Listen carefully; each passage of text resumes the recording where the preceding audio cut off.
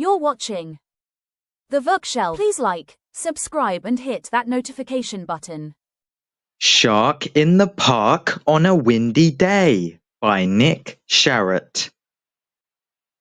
It's a wild, windy day, and a certain small boy is out with his dad and his favourite toy. Timothy Pope tries looking through his telescope. The wind blows his scarf, the wind blows his hair. He's blown this way and that way, but Tim doesn't care, because this is what he sees. Tim knows that shape, and he knows what to do. He shouts, "Shark in the park!" Can you shout that out too? Eek! It isn't a shark that Timothy sees. It's a big black umbrella caught up in the breeze.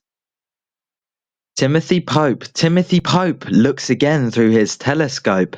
The wind blows his scarf, the wind blows his hair. He's blown this way and that way, but Tim doesn't care, because this is what he sees. Oh dear me, Tim's got no choice. He shouts, "Shark in the park!" at the top of his voice.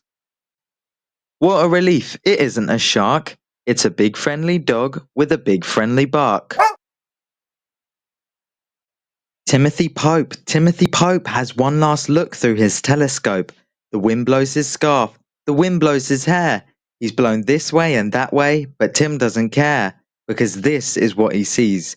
Timothy does what he knows he must. He shouts, "Shark in the park!" till he's fit to bust.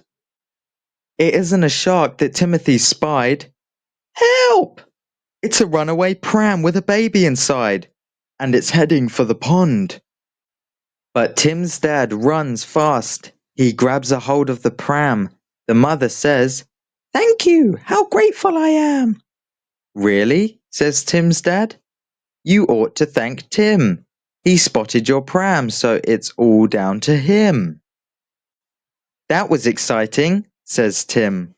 "By the way, it's a good job there weren't any sharks here today." Quack!